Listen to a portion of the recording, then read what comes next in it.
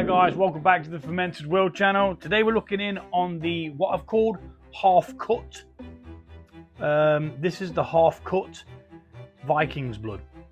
So I did an experiment to see whether I could make a mead using the yeast from the Viking's blood. So reuse the yeast, reuse the cherries that were initially in there for it to ferment with, and then reuse the dried cherries to maybe hopefully try and create another mead.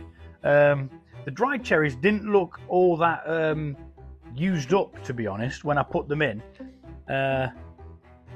So it's definitely got more of a smell about it than it did have that first time.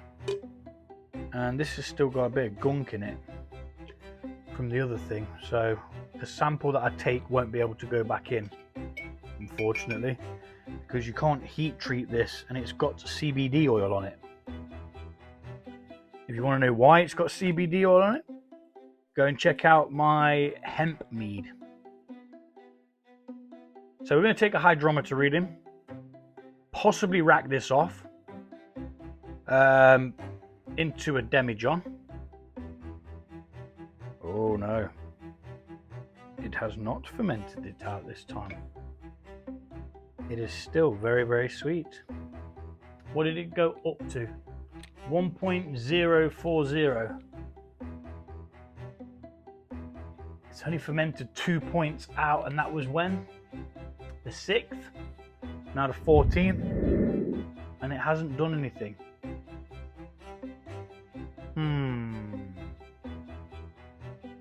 So it started at 66. Now then, why hasn't it continued to ferment?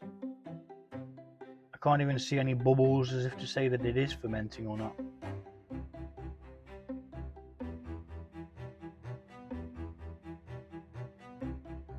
Very minute. Let's have a little taste. See what we've got. See if it's even nice.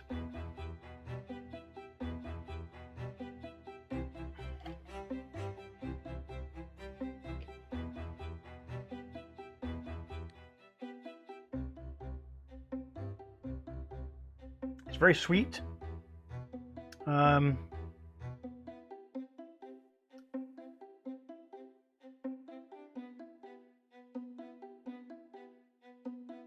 I did add a lot of honey to this.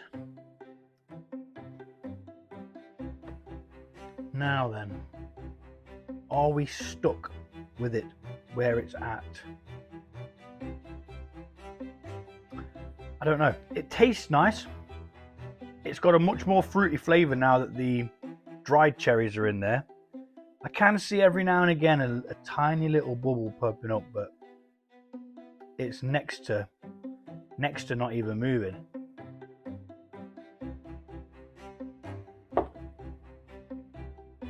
Very fruity. I can't figure out off the top of my head what the gravity will be, but it's only going to be below 10 from the original fermentation.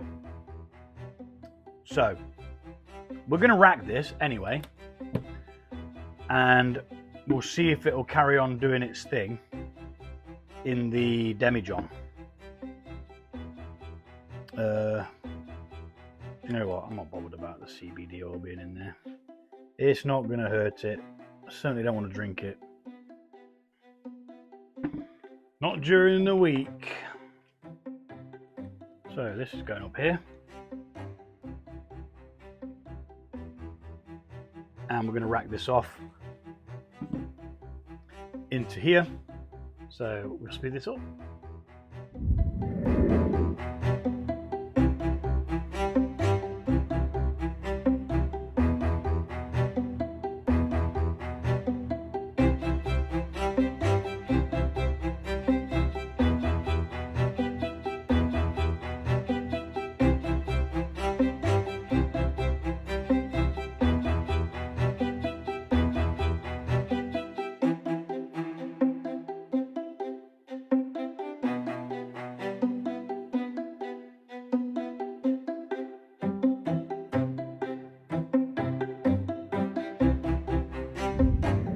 So we've ragged this off then.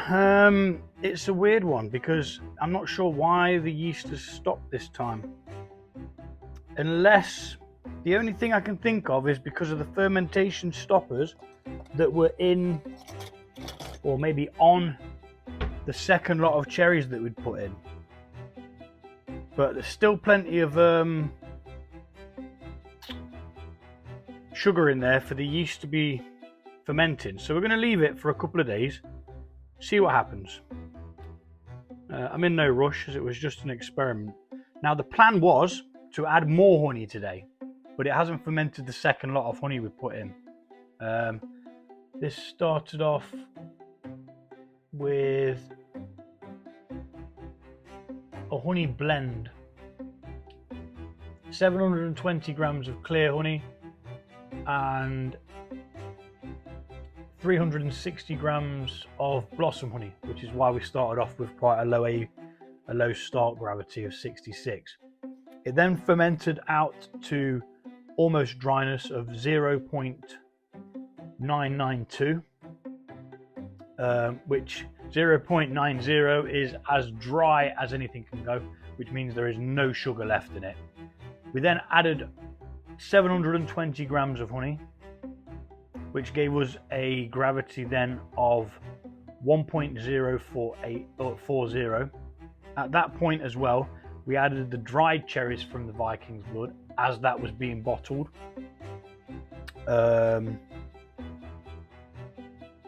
Yeah, weird one. Can't quite figure it out, but we'll see what happens. Worst case scenario, we've got what we've got.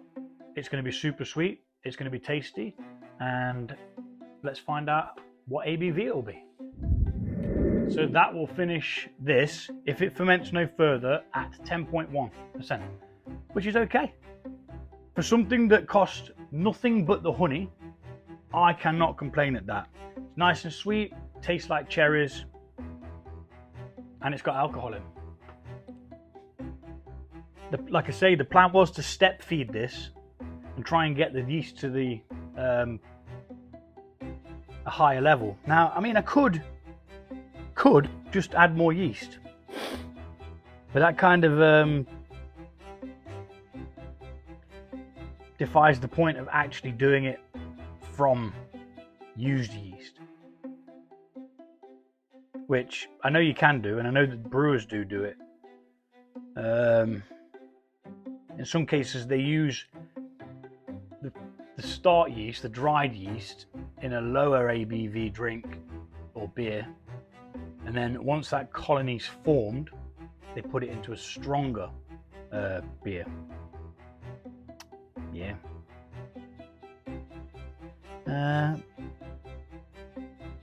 Looking at this, I can't see any activity to boot, but I did mix in the yeast, as you saw, to bring the yeast over out of the bucket. So that's going to sit there now. That's labelled up. It's currently at 10.1%, so we'll write that down so we know for future reference. 10.1%, and we'll see what happens with it. It'll get cleared up after a day of messing about with drinks. We've got loads of stuff to clear up, so adios for now. I've noticed that the half-cooked Viking's blood seems to have started again now that it's been stirred up. So I really don't know what that cause was there.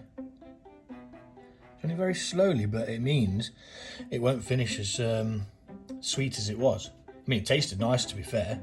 The dried cherries in there still had plenty of sugars in, so it was an actual waste to throw them if I was going to. So using them was very good.